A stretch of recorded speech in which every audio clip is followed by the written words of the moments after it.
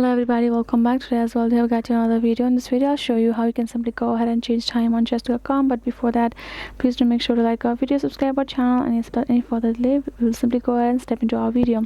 For the matter, first go to your browser, type in chess.com and access your particular chess.com's interface, and then afterwards tap on this new game option given beside.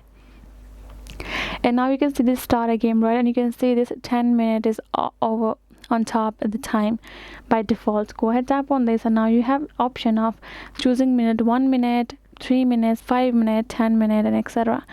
You can go ahead, choose it according to your need. And if you see, you can see this rapid, blitz, and bullet, right? This are the category.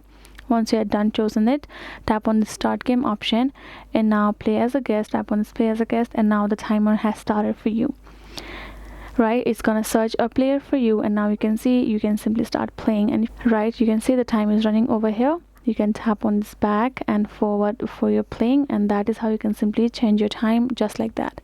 That is the way you can do it. Hope this video was helpful to you all. Thank you so much for watching, and yes, I'll see you guys in our next video.